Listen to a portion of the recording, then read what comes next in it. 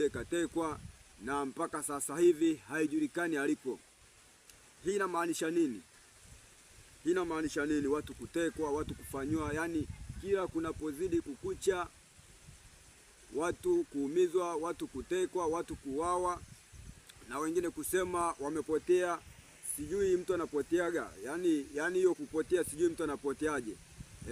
Lakini kiuhalisia ni kikundi cha watu fulani ambao wapo kwa ajili ya kuweza kuumiza watu, lakini hicho kikundi mimi nahisi watu wanakijua, kwa sababu ukiingia katika mitandao kuna baadhi ya watu wanajitaja kabisa. Yani kuna mtu ameshajidhihirisha kwamba yeye hiyo kazi anaifanya.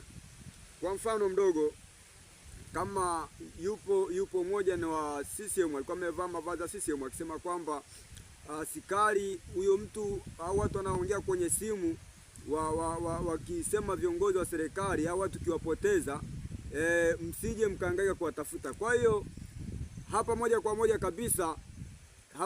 moja kabisa unaamini kabisa kwamba kipo kikundi, na hicho kikundi kuna baadhi ya watu wanakijua, kwa sababu haiwezekaniki kwamba mtu anasimama katika kwenye media akisema kwamba hao watu tukiwapoteza, askari jeshi la polisi msije mkawatafuta. Moja kwa moja kwamba inajidhihirisha kabisa wapo watu na watu wanajionyesha kabisa.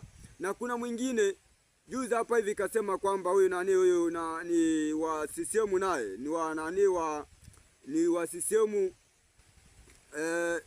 James, anaitwa Henry James, anasema kwamba hao watu kwamba siku ya uchaguzi mtu akienda kufanya vurugo, huyo mtu atampoteza, ina maana watamuua, huyo mtu atawawa. Sasa mimi nashangaa kwamba mtu anapotekwa kwamba huyu mtu katekwa na haijulikani aliko.